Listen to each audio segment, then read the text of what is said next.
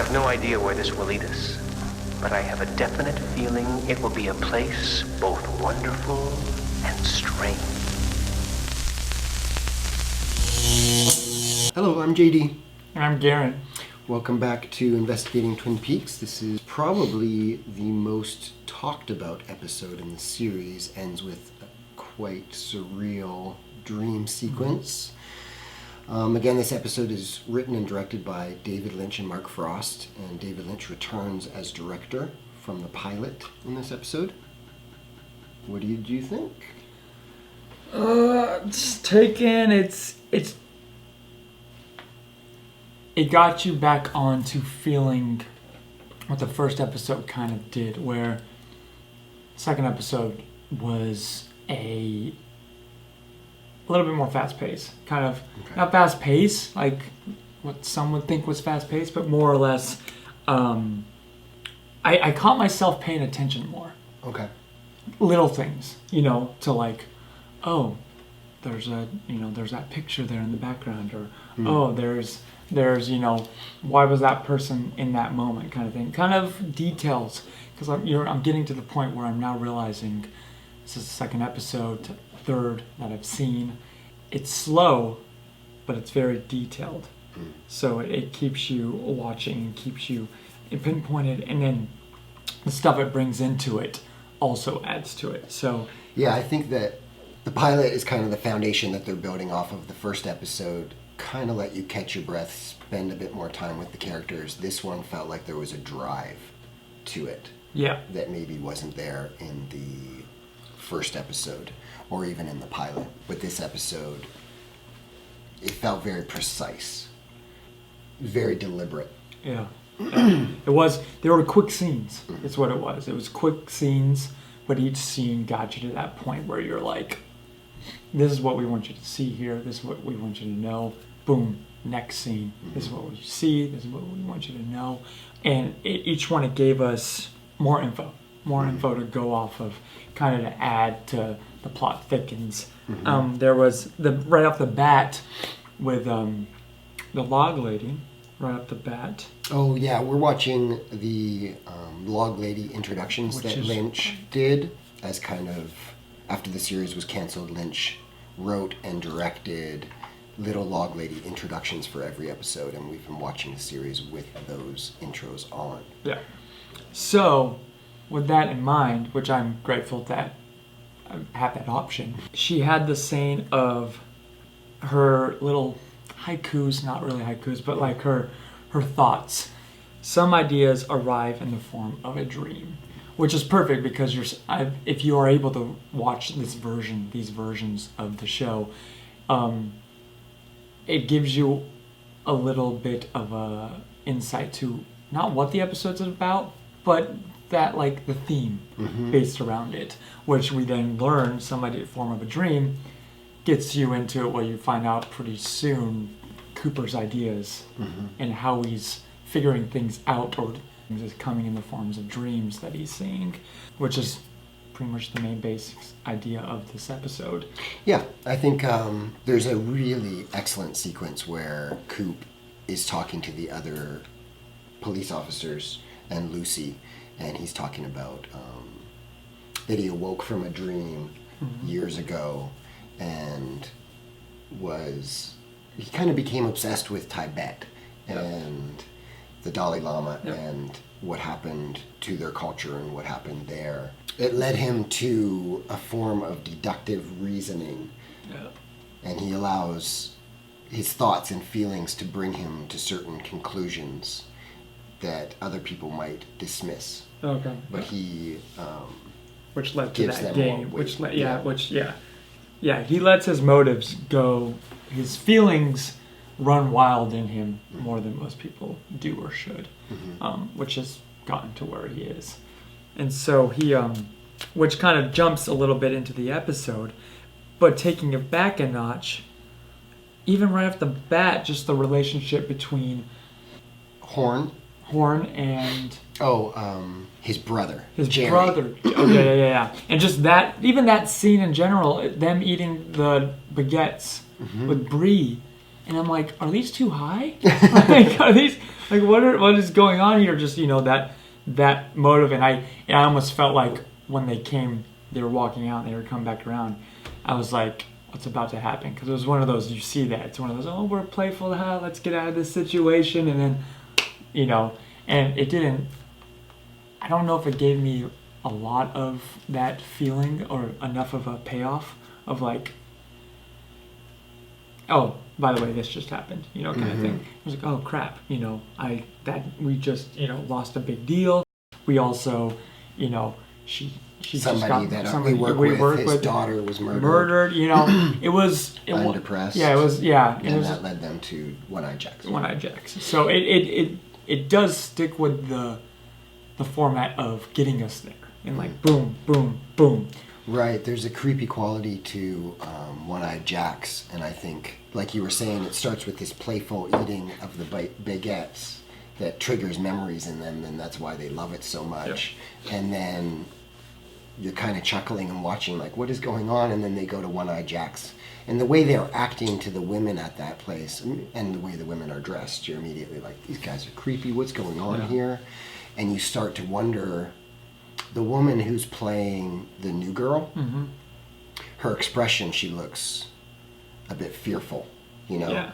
And because you were kind of chuckling with these two people and their baguettes moments before, now you're just like, you feel, damn, I don't want to enjoy these people's company because look at what they're doing underneath the surface. Like, this guy just said so long to his wife and daughter and son, and now he's going to this whorehouse. Yeah, brothel whorehouse. And it's just, there's just an unease to it. Yeah, it takes you to that, like, how humanizing each person can be, and how it's like you can easily love somebody and turn around and realize it's, two sides to every coin, which is funny that he flips a coin. So it's that whole, like, we're this way over here and the public knows us as, these wealthy people who are running a business, and people probably know it's a small town, everybody knows everybody, but it's that, we're over here and, we're known for going to this brothel. We're pillars of the community. Yeah.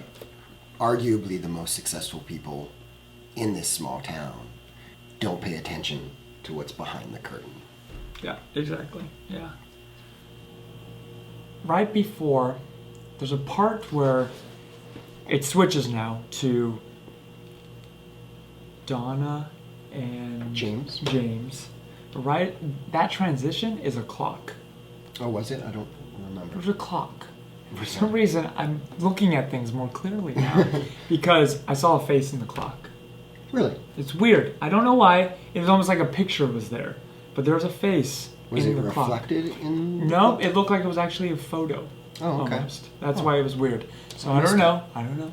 But it was. Then that's when I realized I'm paying attention more to the little things. And I'm just like, what's going on? Because all it was a transition of a clock to bring it into where they were. But in that clock, unless I'm seeing things now, I saw a picture. Okay.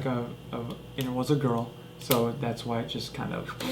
Well, I think with Lynch, something that's really special with the way he films, a lot of these sequences are done with wide shots. And he lets the actors come in and clearly they're blocked out, that they move around with just a single shot. And within that shot, because he's not cutting, your eye goes to different places that maybe it wouldn't otherwise, and allows you to take in certain details that potentially you wouldn't. When Audrey is in the Double R diner and Donna and her parents are watching her, and Donna goes over and talk about coffee and Coop's love for it, and then she starts dancing. The episode has a real drive to it, but it still takes its time and lets her just literally dance for, like a minute and a half, just here dancing. Yeah. And it doesn't feel like wasted time. It doesn't feel indulgent. You are kind of just lost watching her. Yeah. And it's kind of a perfect example of the series itself. You don't know quite why she's just doing that. It fits though. Yeah, it fits with it, and there's- I wasn't sure the music, honestly, until she said it. I was like, in my head during that moment, I said, this music right now, I was like, it sounds like I'm in like an investigative TV show for that moment, you know, just like that, just like smooth like a jazz, noir. like noir. Yeah, it felt like that. And then when she mentioned the music, I'm like, oh, she could hear this music too. Like I didn't play that, but when she did, I was like, oh, okay, that fits with that. But then when she starts dancing, I think that was right before. I wrote down somewhere, but I said, this town is losing its mind. I wrote that down. I said, this town is losing its mind. Everybody's going crazy because I think it's between, I don't know what was first. Maybe I hadn't yet with that. No, I said she had lost her mind. She's going crazy. And then I said someone else was going crazy. And then finally when we get to Leland and that whole moment also having him break down, I'm like, everybody in this town is losing their mind, you know? Yeah, and he's, you know, Audrey dances and says isn't this music so dreamy? And then her dad dances. There's lots of dancing in this And episode. then Yeah. They call him the little man from another. It's Okay. the character's name, played by Michael J. Anderson. But yeah, and I guess Leland Palmer, Ray Wise is the actor. He did cut himself while filming that scene and did that blood rubbing thing. Yeah. Just in and that. Lynch liked it so That's much that awesome. he kept it in. Those moments are beautiful. People are cracking, and that's a show of Leland cracking in a really negative way and really terrible, and Sarah, his wife, like, what is happening in this house? And Audrey is just kind of the opposite. Like, maybe she's cracking or whatever, but she's loving it, and she's loving the experience of it. Everybody's losing their mind.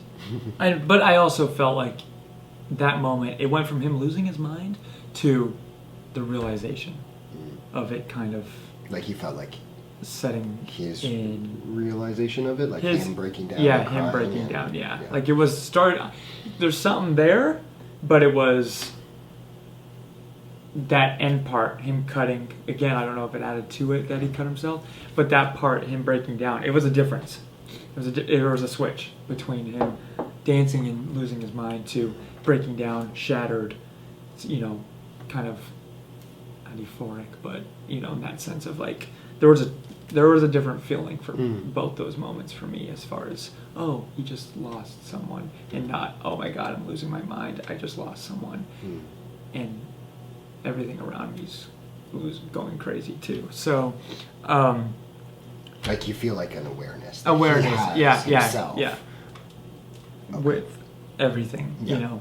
Bobby and Mike going out to check on the cocaine. Check on cocaine. And supposedly give Leo money that they don't have anymore because it's in Laura's safe deposit box. I like the way that sequence is filmed, in particular by David Lynch. Clearly the handheld camera and the flashlights and the way that they light they were even lighting each other there for a while, where it was just like, it was the right moment of where they'd be doing this, which it fit for the scene, you know, and it didn't look too like, oh, I'm lighting you, we're lighting each other, and there was enough light to where it was one flashlight that was keeping them lit, which was nice.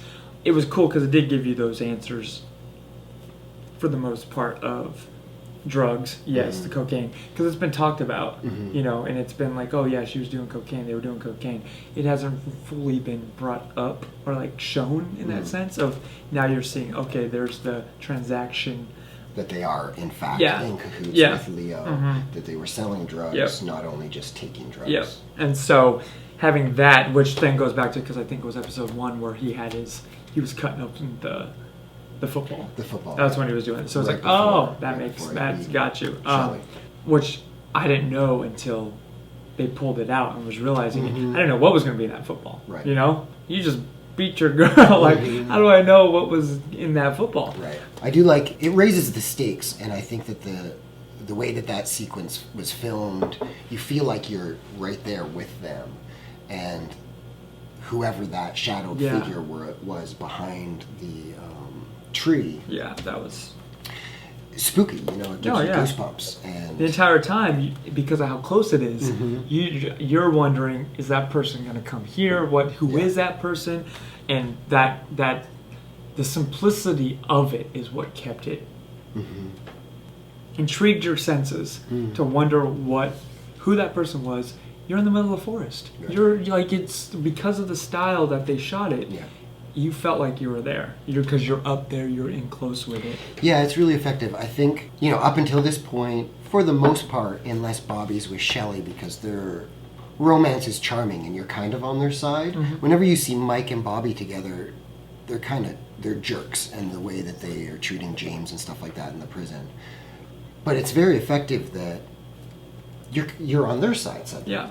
And you're fearing for their safety with Leo and whoever the hell that guy is behind the tree, which is unexpected. Like, why do I hate these guys? Like, what's going on? Right. But because even though it is kind of a sprawling cast, I feel like at this point, even that sprawling cast of characters, you're getting to know each one and you're starting to feel for each one. You're feeling for each one, but it also goes back to that human instinct of rooting for the underdog. So no matter the situation, you just saw, and I'm not saying if Leo, it was like, if it would happen for that, who knows? But it's like you see someone being, a jerk in one scene to someone else, and it turns around. It's like, they're getting maybe what was coming to them, but in the circumstances, you're still like, oh crap, I don't want anything bad to happen still. Like and it does get to that where we like them enough. We know each person enough right now. And it's not like those characters that you do know in some shows where you are happy when they die. Right. It's like they're so good, they're so bad, you want them. You're like, yes, come on, finally, off them, do this. Yeah. It's not like that with any of these characters yet. But it's enough to where it's like, no, this person's just that local guy who everybody hates. He's up to no good. He's that person. But he he's doesn't deserve to die. But no one deserves to die. And so they're humanized. They're humanized. They give you that option. And going back to that, them in the woods with it is knowing that Leo knows about Shelley. That part too, because it's like at first you don't know. He's like, no. How does it feel to come home and know that he knows? Yeah. Does he know? Does he know? Exactly. But the fact that he knows is where it's like, oh crap. That scene in itself was a fun one, just because of everything it kind of opened up. It opened up the drugs. It opened up what he knows. It opened up, and it still left you with questions. Right. The screws are tightening. Yeah. Yeah, and you're starting to feel like, just like a small town, you're getting to know everyone, and it doesn't matter if you particularly like them or not. Yeah. You still don't want something. You don't want them to fuck up. But you also don't want something terrible to happen. No, you don't want that, and it is a small town, so it's just like a small town is just like any sports team. You're only as good as your weakest link. So if you're just you got Bobby or someone or Leo or anyone who is up to no good, it's like that, but you don't want it to be up to you don't want, because otherwise the town next door is going to hear about it and be like, did you hear about Leo from Twin Peaks? Like that kind of like gives that weight to each character and makes us as the audience care for even, I guess, the bad guys in it, the antagonists. I think at the moment I don't think we care too much about Leo, but outside of him, everyone else, we're growing fond of them in one way or another.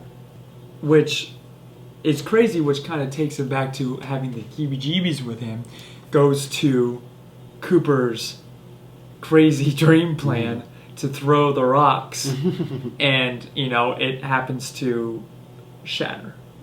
Yeah, I think Coop's whole kind of ritual, Tibetan ritual of rock throwing, to figure out who the J stood for in Laura's diary it's just a fascinating, lovely example of how the series really works when it's Yeah. firing on all cylinders. I think, it's charming and fun, and Harry pulling him aside, and he's like, Coop, did you really? Yeah. Did the idea of this really come to you in a dream? And Coop just smiles, and he's like, yes, Yeah. it did. You did. Yeah. Isn't that great? And it's Yeah. like, okay. And Andy getting the rock off of his head, and Yeah. it's kind of funny, and you're just like going along for the ride. He's like, oh, yeah. But the moment that he says Leo Johnson and the rock shatters, the music is very effective. Suddenly, you're on that journey, and you're right there with everyone watching, like thinking, this is the most ridiculous thing. Yeah, you're just like, but in that, it gets switches, you. and you're It gets like, you. what the hell does that mean? And honestly, before that, it's like each rock would go left or go right or hit the ground or even hit the stump it was on. But when it knocked it off for the doctor, Right. and it didn't shatter, that moment is when the doctor came up, I was like, something's gonna happen. Something's gotta happen right here. And when it knocked off, I was like, oh, I thought, well, there's the answer. And he's like, oh, but it didn't break. Write that down. And I'm like, what? All right, okay. So I'll write that down. And then once they kept going and they got to the one-eyed Jack or Jack J, what is it? Jack with one eye, and they kind of figured that out and was like, oh, it's not a person, it's a place, which adds up. It's it's the place, it's the casino, right? Or the bar. It's or a the casino and the brothel. Yeah. So adding that up, it's like, oh, we just learned about that. That's a real crazy. It's all coming together from this note that Cooper got at the beginning, and it was nice because it recapped each person that we've already learned about. Yeah, it was an excellent. Yeah. Essentially, it's just kind of exposition and catching you up. It's Yeah. almost like a previously on Twin Peaks. But what a brilliant way to do that. Yeah, no, You it know, was it's like, it was okay, great. It was a great. I was we're even over like, it. oh, I should probably write this down again just in case. And so finally, then once the doctor hit, knocked over, and then they kept doing a few more. Once they said Leo, I was already writing down Leo's name before and when he was throwing it because of how it was working out. I was like, there's no way this thing is not going to shatter right now. There's no way. And so when I did that and I looked up and it shattered, I was like, it still had you. Like, you're like, this is the most ridiculous thing ever, but whatever, I'll go with it. It's cool, whatever. 2 + 2 = 90. I don't care, I don't believe. And then once it shatters, you're like, and I wrote on my paper, his dream sequence, his dream and figuring out how to do this. It's one of those things where it totally puts into consideration the quote, it's just so crazy, it just might work. It's one of those kind of things where it's just like, this is what those other officers were probably thinking, like, what do we do? Okay, I'll stand here, I'll do this, or I'll hold the bucket with kitchen mitts. Yeah, it's like, what? And are you throwing it the same? And then it shatters, and you're like, oh, what? Like, no matter how crazy it seems, right then and there, you're like, I think it's Leo. Yeah. I think the doctor has something to do with it. We need to go down to that. We need to go down to that brothel. A perfect example of they've cast such a wide web, and that sequence. The One-Eyed Jacks and the Baguettes and Leo Johnson and all these things that seem outlandish and in there just for the sake of amusement or whatever, because that sequence pulls it together in a certain way. It makes you think, wow, this is really deliberate writing. Yeah. This is really well plotted. I need to pay attention to everything, because those things that feel like they really might be nonsense, how are they going to come back? Because I'm actually starting to trust these creators in a way. Yeah. Now we have Cooper's team coming in. Oh, Albert. Random. But he's and it's so funny. It goes back to Cooper's whole, like, yeah, this is what we're doing. Oh, yep, Albert is a crazy guy. He's a different one, And he's like, Albert comes in and is a dick. There's this bizarre little moment as Albert arrives and Coop says, he's not the nicest guy ever. Yeah. And he's doing and this he does to this, Harry, and then does he do that? And it's just like, wait, what's happening? Yeah, what and is moving going on. They don't pause to like. Yeah. You just buy it. You're like, okay, these two, Coop and Truman, they're starting to develop a friendship, and you care about it, and you're enjoying it, and then you walk out, and I think that it's even that little thing is an effective use of storytelling, because Truman, when he pulls Albert aside Yeah. and tells him off, Yeah. Coop just gives him the thumbs up. Yeah. And it's a great moment, too. It's a shining moment for their relationship Yeah. as well. It shows, that experience. So, like, I'm looking forward, I don't know, see more about Albert. He has that, even if he's not in it that much. It's funny that he's part of Cooper's team, because they seem like two opposites when it comes to, like, Al. And he's just like, yeah, he's great, right? I told you he was mean. You can maybe answer this. Ed and his wife. his Nadine. wife. Like, I don't know quite yet. I can see Ed goes, he might have something with, what's her name at the coffee? Norma. Norma. Can't tell if I'm supposed to be intrigued just yet. You know, coming home and she is all happy about fixing the... Making the silent drapes, and runners. we're gonna make so much money. I mean, she seems crazy, but I don't think it had to do with anything to do with anybody dying. Yeah, But- I think that's one of the... It's bizarre to say that's one of the most outlandish stories going right now, because there's a lot of outlandish stories. But her, Probably the most working normal on one, that exercise and just like bending the metal. Yeah. And her whole thing, Ed, you make me sick. You know, it's just like, what is happening with these two? Yeah. And that one still seems extremely disconnected from the main thrust of the series storyline. That leads us up to that final dream sequence. Okay, so the dream sequence was filmed originally for the international pilot.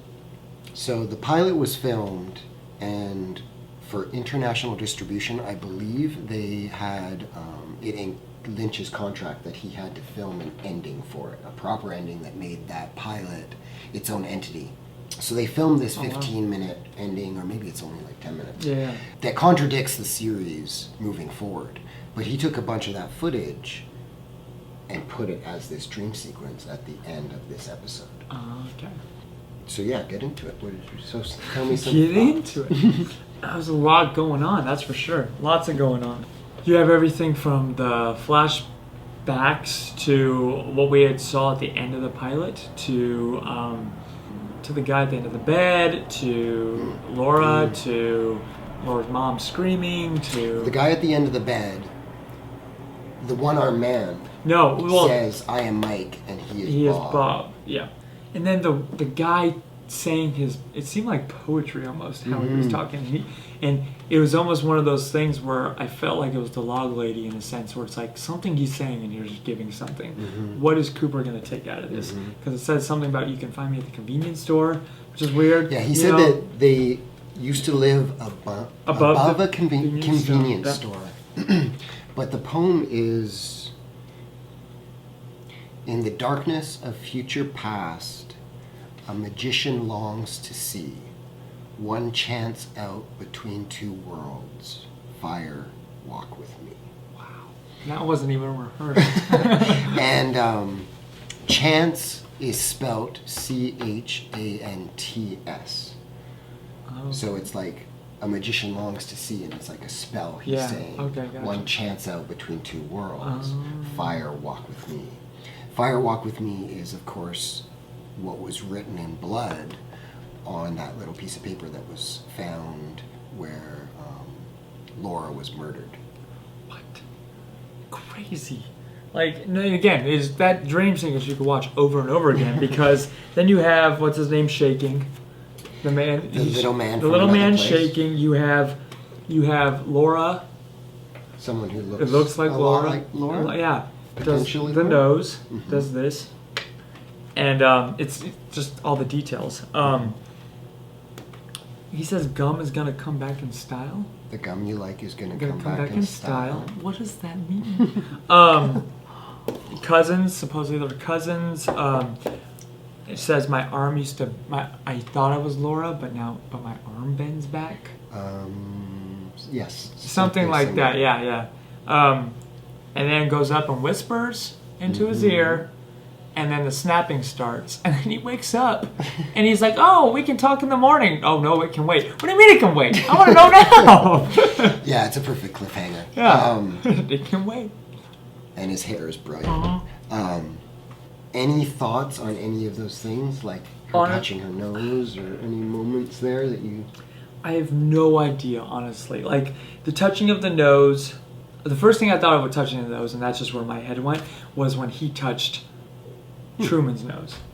I thought of that, even though this was after the fact. I went there, and I'm like, okay, But him doing this, it's also usually like a telltale sign trying to say something. But again, there's so much that was happening in that it's like they knew what they were doing. They were giving you enough to think about and wait for the next episode, but enough to where it's like he's seeing all this. So you're finally seeing his dream and how he's getting these. But the fact that he knows. So we've had two people now. Laura's mom, Yep. Sarah Palmer, Yep. and Coop, who are either having visions or something coming to them in dreams that hold a significance and a weight to them. Yeah. Potentially hints or answers to questions that are being asked. We'll have to wait and see on some of that stuff. But I think, Coop was older. That's important. That is a true one. That is true. See, so much details. Because, And, and the jazz is always playing. Yeah, the little man, he shakes his hand, there's a shadow that goes, and then he says, where we're from, the birds sing a pretty song, and there's always music in the air. Yep. Everything in there is really important in a fun way. At this point, think about it and enjoy it, and you can guess about certain things. But everyone, I will say, has a significant payoff. Gotcha. Which is cool. Because, the whole part of him saying that line, I'm glad you said that again, the birds, where we come from, the birds play a certain song and they're always playing jazz. I thought of the brothel. Always. Because I thought of that saying of, like, cat calling, bird chirping, going, hey, pretty lady, kind of thing. Brothel, jazz music playing, that kind of thing. And it might not be that road, but that's where my head went. No, it's good. That. Yeah. Cool. Other than that, I mean, it pilot was just, the first episode was enough to keep you going. I think if you are still here with us and you're watching and you just watched the second episode, I think if you're like me, you're ready to keep going. It was probably for you, if anything, was, all right, let's do this one more episode. It's enough just to watch another one. And now it's enough to where that dream sequence and that whole of how it did it, it keeps you going enough. So I feel like if anybody's here for the first time or the third, fourth time in the last 20-something years, it'll remind you why you watched in the first place and why you're still watching it. Yeah, I think it's the make it or break it episode. Yeah, and you said from the get-go, from the pilot, you said get to the second or third episode. I said that, yeah. You said third, but episode, technically but this. it's technically the second episode, but I think you get to the end of this episode and you know if you're on board or if it's not for you. Yeah. And because the style is not going anywhere. It's you have it, you figure it, you're in it, you're in the seat, you're ready to go. And now you kind of have the template of what to expect. So this is the third episode in a row that Mark Frost and David Lynch co-wrote. And I think at the time, certainly there was nothing else like it. And it seems like they're just truly having a good time and exploring and allowing themselves to do what they want. It is unconventional and it is surreal and bizarre, especially compared to what was on the air back then. It's exciting and inspiring to see. This is the first episode you see the soap opera within the soap opera called Invitation to Love. Shelley is watching it. It's on her TV. And it's great that they have that a little bit throughout the series because ultimately it is just a soap opera. Yeah. And they're having fun with that format. But they're doing something that's quite bold and very different within that world. And I think that that's a really exciting thing to watch and observe.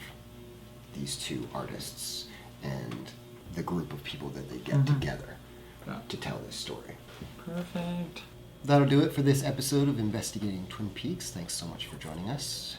Make sure to watch the next episode for our next episode. Don't forget to bring your coffee or your donuts. My name's JD. I'm Garon. Sweet dreams.